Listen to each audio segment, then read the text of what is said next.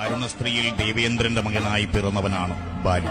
മഹിഷവേഷം പൂണ്ടുവന്ന കബന്ധന്റെ മസ്തകം കരം കൊണ്ട് പറിച്ചെറിഞ്ഞപ്പോൾ അത് മാതംഗാശ്രമത്തിൽ ചെന്ന് വീഴുകയും മഹർഷി ബാലിയെ ശപിക്കുകയും ചെയ്തു. ആ മലയിൽ ചെന്നാൽ തല പൊട്ടിത്തെറിക്കുമെന്ന്.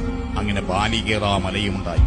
കബന്ധവൃത്താന്തമറിഞ്ഞ രാവണൻ ബാലിയെ ബന്ധിക്കുവാൻ ചെല്ലുന്നു. ഒടുവിൽ രാവണൻ ബാലിയുടെ വാലിന്മേൽ 12 കാലം തപം ചെയ്തുവത്രേ.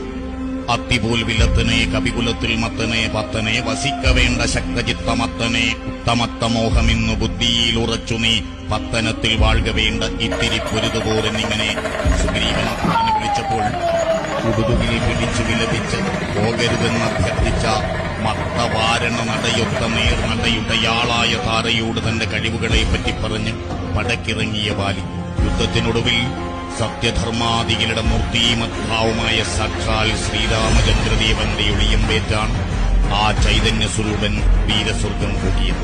മാർവിടത്തിൽ മല്ലുകൊണ്ട് കുത്തിയങ്ങ് കീറിയും ചോരയാറുപോലെയങ്ങ് മാർവിടേയൊലിക്കയും കൈതളർന്നു മെയ്കുഴഞ്ഞു പോർപറഞ്ഞടുക്കയും തള്ളിയുന്തിയിട്ടുപാലി സുഗ്രീവന്റെ മാറതിൽ തുള്ളി വീണമർത്തുപാലി കണ്ടു രാമനപ്പഴേ കാണുമെയ്തുപാലി തന്റെ മാർവിടം വിളർക്കവേ പണവും പിടിച്ചുകൊണ്ടു ബാലി വീണു